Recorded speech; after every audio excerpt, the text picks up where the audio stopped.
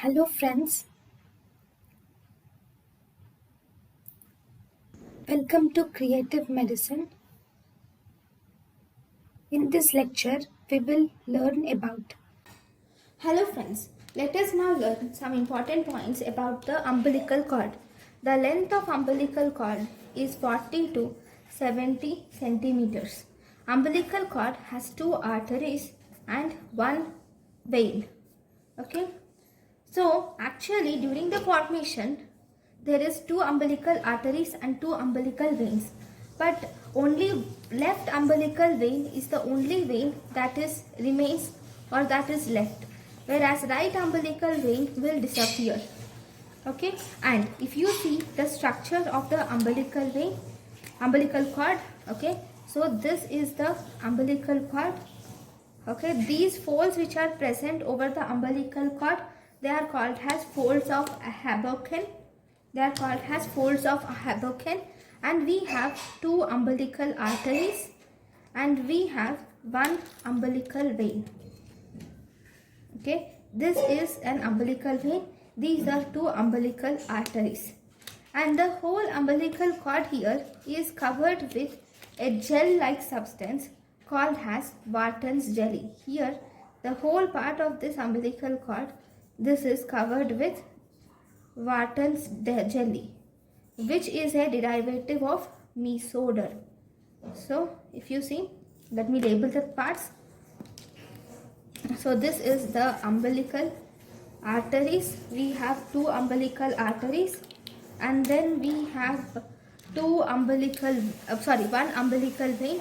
That is, left umbilical vein is left, whereas right umbilical vein disappears. And then we have these folds. These folds are called as umbilical folds, or we can call it as folds of Haboken. Okay, then this whole thing is covered or filled with something called as this one, which is called as Wharton's jelly. This Wharton's jelly is the derivative of mesoder. Okay, so this is about the umbilical cord. So this umbilical cord will supply oxygen to the fetus at the rate of 5 ml per kg per minute. Okay, and the cord blood flow is equal to 165 to 330 ml per minute. Cord blood flow is 165 to 330 ml per minute, whereas oxygen supply is 5 ml per kg per minute. So if you see the important points in the umbilical cord, we have some variations of umbilical cord similar to the placenta. So if you see the variations of umbilical cord, first we have short umbilical cord. So in this short umbilical cord occurs mainly in fetal growth retardation. In fetal growth retardation, you can see short umbilical cord, abnormal lie or presentation, then congenital malformations, or if there is premature separation of placenta. Premature separation of placenta. These are the conditions where you see short umbilical cord. If you see in fetal growth restriction, already the fetus growth has been retarded, resulting in short umbilical cord. Whenever there is abnormal lie or presentation, because the presentation is abnormal, that can cause some issues in the umbilical cord, causing in short umbilical cord. In congenital malformations, obviously the fetus cannot take required amount of nutrients and oxygen, so that causes short umbilical cord. Okay, so these are the, and premature separation of placenta also results in short umbilical cord. Then we have one more type which is called as long umbilical cord. That is, excessively long umbilical cord occurs in cord prolapse. In cord prolapse, we will have excessively long cord results in will result in cord prolapse. Then this will also result in cord entanglement. Okay, excessively long cord will result in cord entanglement and true knots will be formed.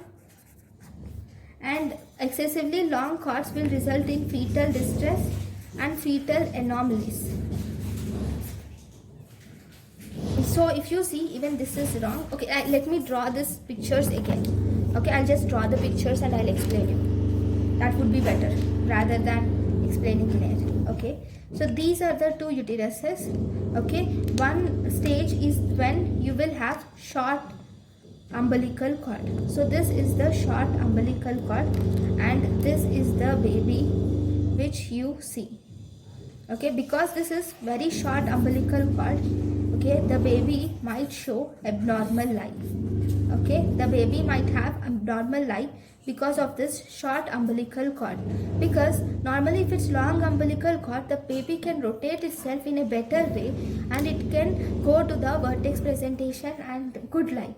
But here, because the this cord is very short, then the baby cannot rotate itself properly. So this short cord will result in abnormal life. Okay, that is one.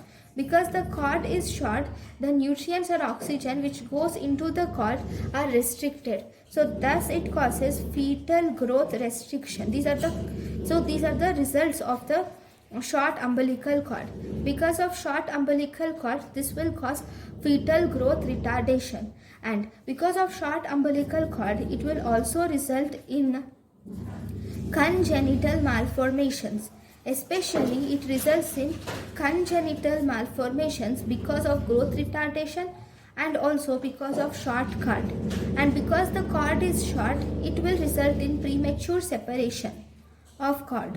Because during labor, even before the third stage comes, there is the cord separates, because during labor the baby tries to go out, right? When the baby during the second stage of labor is cervical dilatation to expulsion of fetus.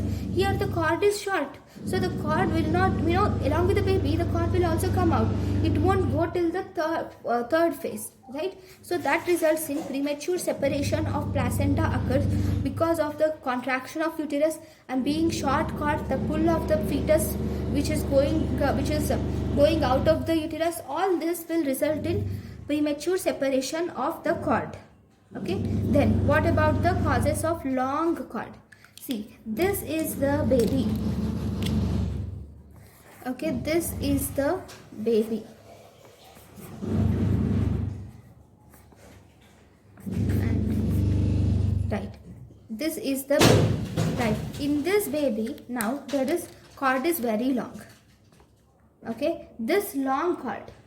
Okay, now the cord is very long, and this long cord can undergo entanglements, right? It can undergo true knots also. See, I have drawn the entanglements here. So it can itself undergo entanglements, or it can form true knots. Okay, it can form knots, and because of this entanglement and knots, okay, the fetus does not require proper blood supply. It can cause fetal distress. Okay, and fetal anomalies are also seen. Sometimes because of this excessively long cord, this cord may also prolapse down into the uterus, and this being prolapsed down is called as cord prolapse. Okay, this is called as cord prolapse. You can see this happening. Or if there is excessively long cord, sometimes the cord, if this is the baby's head, okay, the cord might entangle around the baby's head. Okay, so this is called as cord entanglement. Around the baby's neck there can be cord which is going around the baby's neck, called as cord entanglement. So all these are the complications due to long cord. Okay, now these are the complications due to short cord. These are the complications due to long cord. Then if you see, we have one more type of thing which is called as single umbilical artery. So in the single umbilical artery, this single umbilical artery is the most common vascular anomalies. Normally in the umbilical cord we will have two umbilical arteries, but there is a condition where the baby will have only single or one umbilical artery. So this is already the umbilical vein. There is only one umbilical artery. This one umbilical artery is the most common vascular anomaly of the umbilical cord, and it occurs in 0.7 to 0.8% of singletons and sometimes it occurs in twins. Almost 1/4 of all these children with the single umbilical artery have congenital anomalies. Why are these congenital malformations or anomalies seen? Because there is only one artery. Normally the fetus is supplied by two arteries, but if there are only one artery, then the work which is normally done by two arteries should be done by one artery. So obviously there will be some compromise resulting in congenital malformations. If you see the risk factors, it is common in black race. It occurs due to diabetes mellitus or twins, or it can occur due to oligopolyhydramnios and eclampsia, or it can occur in epilepsy also. So these are the conditions where there can be a risk of developing single umbilical artery like black race, diabetes mellitus, twins, oligo or polyhydramnios, ectopic pregnancy and epilepsy. If you see the congenital anomalies, most commonly there will be cardiovascular system anomalies, followed by there can be renal aplasia, or sometimes there can be atresia of hollow organs and limb reduction defects are seen. All these can be identified by ultrasonography. So the diagnosis of the single umbilical artery is with the help of ultrasonography. So thank you guys for watching my lecture. Thank you. Thank you and thank you for watching.